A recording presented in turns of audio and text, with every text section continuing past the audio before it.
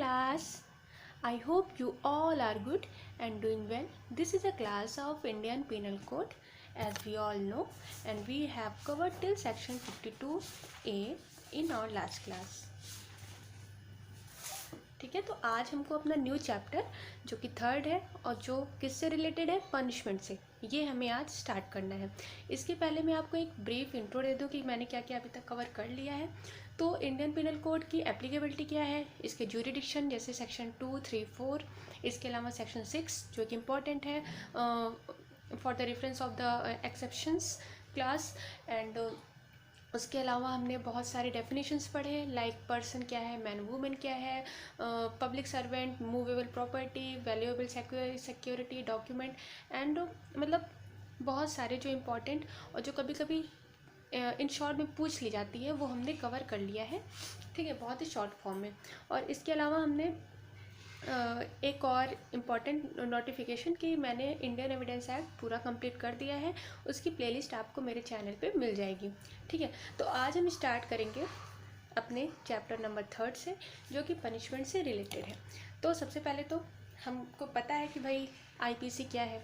ठीक है, Indian penal code किससे रिलेटेड है, ऑफेंस से रिलेटेड है। ऑफेंस इस केस में इंग्रेडिएंट्स बताए गए हैं, उससे रिलेटेड पनिशमेंट क्या है वो चीज़ें बताई गई हैं, है ना। हमको इतना तो पता है कि आईपीसी हमारा एक सब्सटेंटिव लॉ है, इतना हमें एक जनरल नॉलेज है, और ये एक जनरल कोड है जो कि होल ऑफ द इंडिया पे एप्लीकेबल है। ठीक है, उसके बाद तो इसका जो एक मेन प्रोविज़न होता है ना, पनिशमेंट, क्योंकि भाई पूरे आईपीसी में हमको पनिशमेंट ही देखने को मिल रही है कि किस ऑफेंस से रिलेटेड कौन सी पनिशमेंट है। तो हमको सबसे पहले जानना ऑफेंसेस क्या है, इससे पहले हमको जानना चाहिए कि पनिशमेंट क्या है, कौन कौन से पनिशमेंट है जो कि पूरे आपको आईपीसी में आगे मिलेगी। ठीक है, तो इसके पहले हम ये जान लें, देखिए there is a various mode of punishment. ठीक है, ये अलग बात है। इसके अलावा थ्योरीज होती हैं पनिशमेंट की, बहुत सारी थ्योरीज हैं जो कि ज्यूरिस्ट के द्वारा दी गई है, जैसे कि deterrent theory, distributive theory, reformative theory. अब जैसे डिटरेंट क्या है, डर। आप किसी को मतलब किसी एक्यूज्ड को किसी ऑफेंस के लिए ऐसी सज़ा दे दो जो दूसरे के लिए डर बन जाए कि हम ऐसा नहीं करेंगे, नहीं तो हमारे साथ भी वैसा ही किया जाएगा। ये क्या है, ये डिटरेंट थ्योरी है। इसके अलावा जो रेट्रीब्यूटिव होता है ये रिवेंज होता है कि मतलब आई फॉर एन आई, मतलब अगर मैंने आपकी आँख नोची तो आप हमारी आँख नोची, मतलब जैसा किया वैसा ही भोगना पड़ेगा। ये जो है ये एक टाइप का रेट्रीब्यूटिव थ्योरी है जिसमें एक रिवेंज का बताता है। ठीक है, फिर तीसरा जो होता है वो है रिफॉर्मेटिव। अब रिफॉर्मेटिव क्या है कि देखिए हमारा जो इंडियन लॉ है ये किस बात पे बिलीव करता है कि हर जो एक्यूज्ड है, हर एक जो गिल्टी पर्सन है उसके अंदर एक सेंट होता है, वो भी एक अच्छा इंसान बन सकता है या उसको एक अच्छा इंसान बनाया जा सकता है। ठीक है, विद द गुड कंडक्ट। तो हमारा जो इंडियन लॉ है वो इसी थ्योरी के बेस पर है कि अगर हम किसी एक्यूज्ड को जिसने गलती की है अगर उसको हम रिफॉर्म करें, उसके अंडर में हम सुधार लाएं, तो वो इंसान फिर से अपने सोशल लाइफ में आ सकता है, यानी वो फिर से एक अच्छा बन सकता है। तो इसीलिए इंडियन लॉ जो है वो रिफॉर्मेटिव थ्योरी पर बेस्ड है। ठीक है, यहाँ पे ऐसा नहीं है कि इतना भयानक किसी को सज़ा दे देंगे कि इंसान डर जाए या रिवेंज ले लेंगे, तो ऐसा कुछ नहीं है। तो हमारा जो इंडियन लॉ है या हमारा जो आईपीसी है ये रिफॉर्मेटिव थ्योरी के ऊपर काम करता है या रिफॉर्मेटिव थ्योरी के बेस पर ही है। फिर हम आते हैं अपने सेक्शन नंबर 53 में। ये इंपॉर्टेंट सेक्शन है, किस बात के लिए, यहाँ पे ये बताया गया है कि कितने वेरियस टाइप्स ऑफ पनिशमेंट होते हैं आईपीसी में। तो पहले ये 6 थे। ठीक है, हम जानते हैं पहले ये 6 थे, बाद में सन 1949 यानी 1949 में जो इसका सेकंड पार्ट है वो ओमिट कर दिया गया, सॉरी थर्ड पार्ट इसका ओमिट कर दिया गया जो कि ट्रांसपोर्टेशन से रिलेटेड है। ठीक है, तो वो अलग बात है। तो इन प्रेजेंट टाइम जो है पनिशमेंट कितने टाइप की हैं, पांच टाइप की पनिशमेंट है, जिसमें से पहली है डेथ। डेथ को हम क्या कहते हैं, कैपिटल सेंटेंस भी कहते हैं। ठीक है, यानी किसी को फांसी की सज़ा, मौत के घाट उतारना विद लॉ, तो वो हमारा डेथ पेनल्टी पे आता है। तो इसमें यही बोला गया है कि डेथ हमको देखिए ऐसे 3-4 प्रोविजंस हमको आगे मिलेंगे जहाँ पे डेथ पेनल्टी भी दी गई है। नॉर्मली आज के टाइम में डेथ पेनल्टी नहीं दी जाती है। मतलब वो जैसे बच्चन केस में क्या बोला गया है कि rarest of the rare case, बहुत ही ज़्यादा हीनियस ऑफेंस का केस होगा तो उसमें डेथ पेनल्टी दी जा सकती है, ना कि ये मैंडेटरी है कि उसको देनी ही है। इसके अलावा भाई डेथ है, आप उसको लाइफ इम्प्रिजनमेंट दे दीजिए, आप उसको 10 साल की सज़ा दे दीजिए, लेकिन डेथ बहुत कम दिया जाता है। और अगर देना भी है तो ये पूरा कोर्ट उसको पूरा चेक कर लेगी कि क्या उसको डेथ पेनल्टी देना उसके साथ इनजस्टिस तो नहीं हो रहा है, या उसको ना देना दूसरे के साथ इनजस्टिस नहीं हो रहा है। ठीक है, तो डेथ जो है हमको rarest of the rare case में देखने को मिलता है।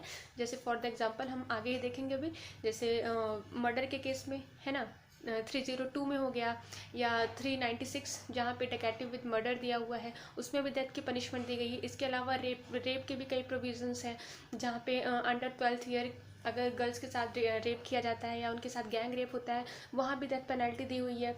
जैसे 376E में जहाँ पे habitual offender of the rape है तो उसमें भी डेथ पेनल्टी दी हुई है। तो मतलब ऐसे 3-4 प्रोविजंस हमको आगे मिलेंगे जहाँ पे डेथ पेनल्टी है, लेकिन किस कंडीशन में, rarest of the rare case में। ठीक है, फिर हमारा आता है सेकंड। अब सेकंड में क्या है, इम्प्रिजनमेंट फॉर लाइफ। देखिए इसका मतलब होता है उम्र कैद।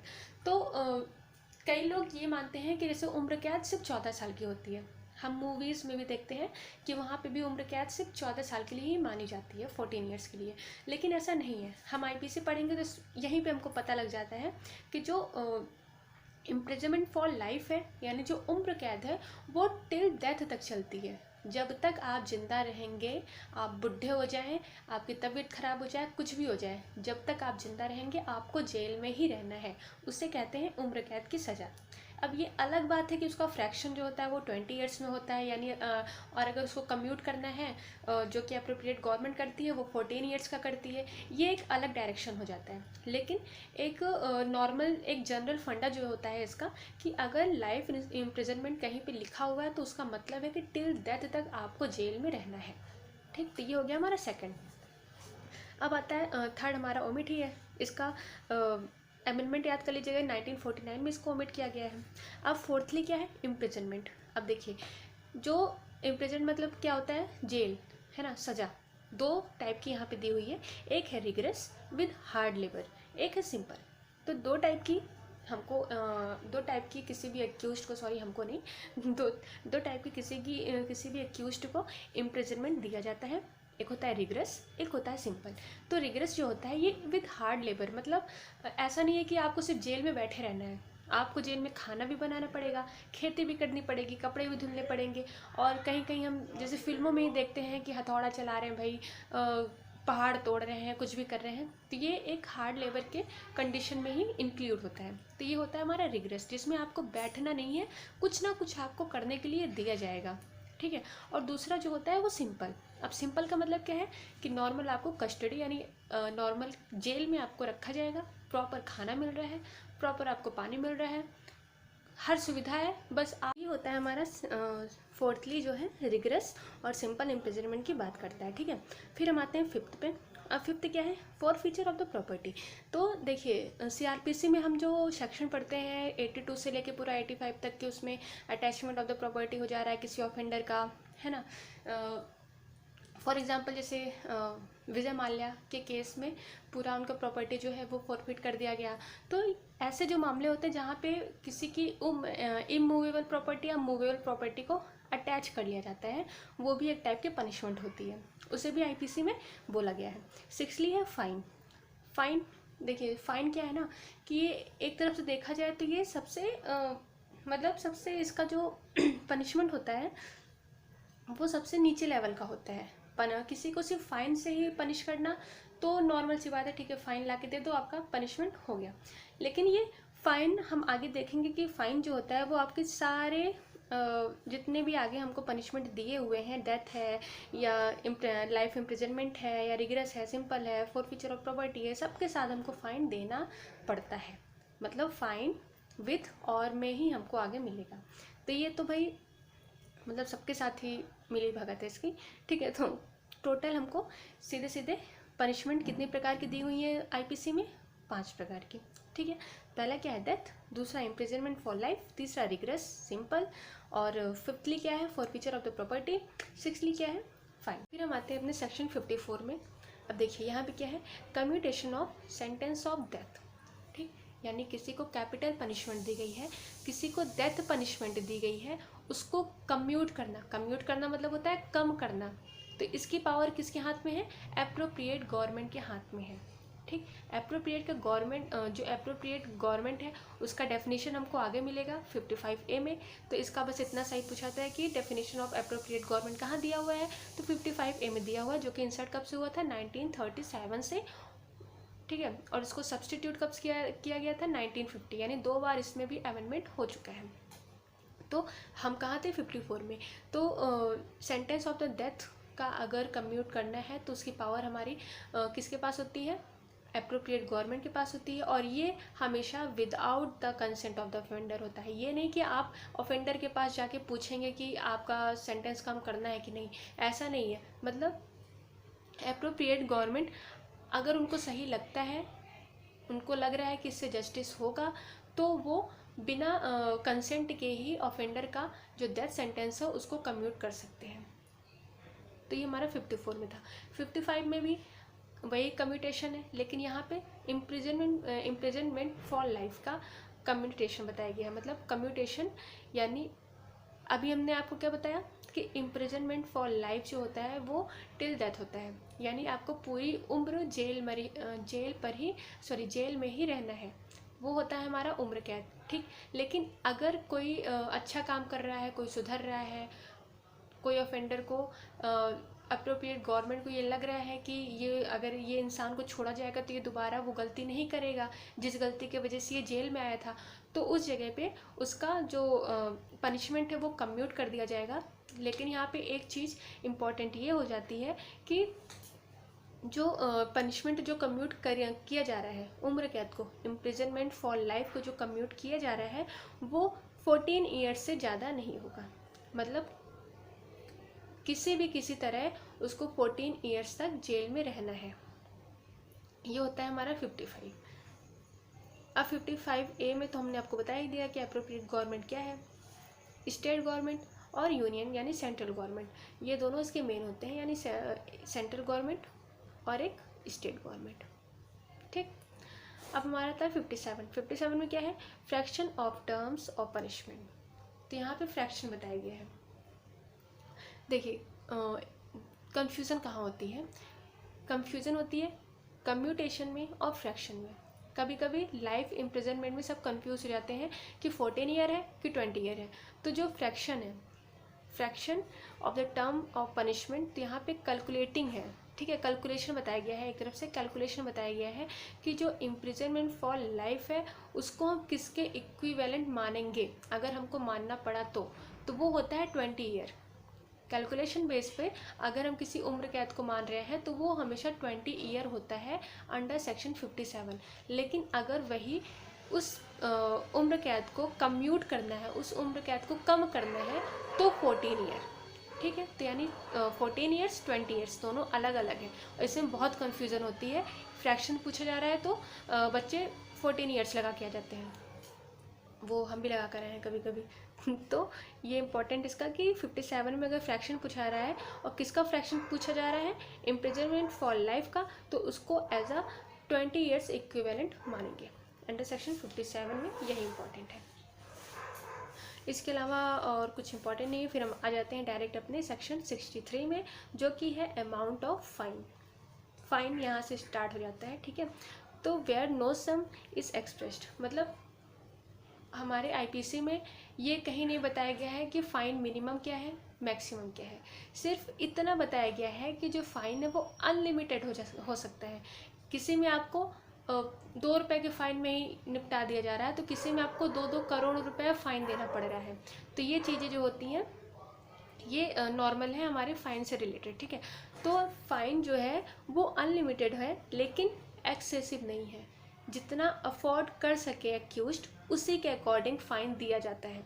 ये नहीं कि मतलब फ़ाइन बन रहा है आपको 2000 का लेकिन आपको फ़ाइन देना पड़ रहा है 50,000 का, तो ऐसा नहीं है। अनलिमिटेड है पर एक्सेसिव नहीं है। ये 63 से इम्पॉर्टेंट है। अब 64 में क्या है, sentence of imprisonment for non payment of fine. ये हमारा नॉर्मली इसको कहते हैं क्या, डिफ़ॉल्ट सेंटेंस। यानी आपको कोर्ट द्वारा ये कहा गया कि आप फ़ाइन दीजिए, आपको किसी भी तरह मतलब कोई भी इम्प्रिजनमेंट नहीं दिया हुआ है, लेकिन आपको फ़ाइन देना है, लेकिन आपने उसको क्या किया, डिनाई किया, आपने रिफ्यूज़ किया, फ़ाइन नहीं पे किया। तो उस जगह पे जो सेंटेंस दिया जाएगा, जो पनिशमेंट दिया जाएगा, उसको कहते हैं डिफ़ॉल्ट सेंटेंस। तो वो होता है हमारा सेक्शन 64, उसी से डील करता है। और यहाँ पे ये इम्पोर्टेंट हो जाता है, ठीक है, कि in default of payment of fine the offender shall suffer imprisonment for a certain term. यानी अगर फ़ाइन नहीं पेमेंट करेंगे आप, अगर आप फ़ाइन को पेमेंट करने में डिफ़ॉल्ट करेंगे, तो आपको सर्टेन टर्म का इम्प्रिजनमेंट से झेलना पड़ सकता है। ये सेक्शन 64 में है। अब 65 में वही बताया गया है कि limit to imprisonment for non payment of fine when imprisonment and fine avoidable. यहाँ पे हम क्या पढ़े कि आपको सेंटेंस मिलेगा अगर आपने फ़ाइन नहीं पे किया। 65 में उसी का रीड विद बताया जा रहा है कि लिमिट, यहाँ पे लिमिटेशन बताया जा रहा है कि अगर आपने non payment of the fine किया, यानी डिफ़ॉल्ट किया फ़ाइन पे करने में, तो आपको कितने टाइम का इम्प्रिजनमेंट दिया जाएगा। तो यहाँ पे इम्पॉर्टेंट है क्या, 1/4, not exceed 1/4 of the term of imprisonment which is the maximum fixed for the offence. मतलब यहाँ पे क्या है कि जिस ऑफेंस के लिए आपको पनिशमेंट दिया गया है फ़ाइन देने के लिए, लेकिन आप फ़ाइन नहीं दे रहे हैं, तो उस ऑफेंस का जितना पनिशमेंट है, मान लीजिए वो 6 महीने है, या वो 1 साल है, या वो 3 साल है, तो उसका 1/4 जो होगा वो आपको एज अ डिफ़ॉल्ट सेंटेंस दिया जाएगा।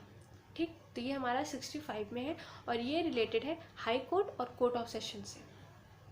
तो यहाँ पे बस नॉर्मली 1/4 आप याद रखिए, वो एग्ज़ाम में 1/4 क्लिक कर जाएगा। फिर हम आते हैं सेक्शन 67 में। इसमें क्या है, imprisonment for non payment of fine when offence punishable with fine only. यहाँ पे तो क्या था कि आपने ऑफेंस किया, ऑफेंस में आपको पनिशमेंट भी है, फाइन भी है, पनिशमेंट मिल गई आपको, फाइन भी मिला, लेकिन आपने फाइन नहीं पे किया, उसके लिए आपको डिफ़ॉल्ट सेंटेंस दिया गया जो कि था 1/4 ऑफ द मैक्सिमम। ठीक, लेकिन 67 में क्या है कि यहाँ पे कोई भी सेंटेंस नहीं है, आपने कोई ऐसा काम किया, यानी कोई ऐसा ऑफेंस किया जिसमें कोई भी सेंटेंस नहीं है, लेकिन आपको फ़ाइन देना पड़ेगा, आपने उस फाइन को रिफ्यूज़ किया, तो उस जगह पे 67 में डिफ़ॉल्ट सेंटेंस की बात की गई कि आपको कितने टाइम तक सेंटेंस दिया जाएगा, कितने टाइम तक इम्प्रिजनमेंट दिया जाएगा। तो अकॉर्डिंग टू सेक्शन 67 आप ऐसे क्या कहते हैं उसे, टेबल, हाँ टेबल बना लीजिए। तो अगर जैसे फ़ाइन है 50 रुपये की, 50 रुपये आपको बोला गया कि भाई 50 रुपये ला के जमा करो कोर्ट पे, आपने डिनाई कर दिया, फ़ाइन नहीं दिया, तो आपको 2 महीने तक की जेल हो सकती है। इसके अलावा अगर आपको 50 से 100 तक, यानी अगर ऑफेंडर को, सॉरी आपसे नहीं, अगर ऑफेंडर को 50 से 100 तक का फ़ाइन देना था, लेकिन अगर उन्होंने डिफ़ॉल्ट किया फ़ाइन देने में, तो उनको 4 महीने तक की जेल हो सकती है। इसके अलावा अगर 100 रुपये के ऊपर फ़ाइन है, देखिए कितने नॉर्मल से फ़ाइन है, लेकिन इसके लिए सज़ा कितनी मिल रही है, 2 महीने, 4 महीने, 6 महीने, तो मतलब इसको तो दे ही देना चाहिए मेरे ख्याल से। तो यहाँ पे बस ये इंपॉर्टेंट है और ये पूछा जाता है कि अगर मान लीजिए अप टू 100 अगर फ़ाइन है और डिफ़ॉल्ट हुआ तो उसके लिए आपको कितने महीने की जेल हो सकती है, 6 महीने की जेल हो सकती है। इससे बढ़िया है 100 रुपये दे दो। तो ये हमारा हो गया सेक्शन 67। सेक्शन 68 में क्या है, यहाँ पे टर्मिनेशन बताया गया है, यानी आपने जो डिफ़ॉल्ट किया था फ़ाइन देने में, आपको पनिशमेंट मिली, ठीक, लेकिन वो टर्मिनेट कब होगी, तो वो या तो टर्मिनेट होगी अगर आप फ़ाइन दे देते हैं, और दूसरा या तो levied by process of law, या तो आपको पनिशमेंट मिल जाएगी तब टर्मिनेशन हो जाएगा, यानी आपका पूरा जितने टाइम का आपको सेंटेंस मिला है अगर वो कंप्लीट हो जाएगा तो टर्मिनेट हो जाएगा, या तो आप जिस फ़ाइन के लिए आपको अंदर किया गया है आप वो फ़ाइन ही पे कर दीजिए, तो नॉर्मल सी बात है, वो तो ऑलरेडी टर्मिनेशन हो ही जाएगा। तो ये 68 में बस इतना सा है। 69 में क्या है, termination of imprisonment for on payment of proportional part of fine. तो यहाँ पे प्रोपोर्शनल मतलब आधा पार्ट अगर आप दे रहे हैं, आधा रह जा रहा है, तो वहाँ पे भी टर्मिनेट हुआ माना जाएगा। मतलब जैसे आपका फॉर एग्ज़ाम्पल जैसे 100 रुपये तक का फ़ाइन था, ठीक है, आपने 50 रुपये जमा किए और 50 रुपये का आपको सेंटेंस हो गया, यानी आपको 4 महीने जेल में रह दिए और 50 रुपये आपने फ़ाइन दे दिया। तो ऐसे कंडीशन में भी टर्मिनेशन हो जाता है। ये हमारा 69 इससे रिलेटेड है। 70 ज़्यादा इंपॉर्टेंट नहीं है। अब आते हैं हम सेक्शन 71 में। ये क्या है? Limit of punishment of offence made up of several offences. तो यहाँ पे जो हमारा सेक्शन 71 है, तो इसको हम रीड विथ करते हैं सेक्शन 31 ऑफ द CRPC से।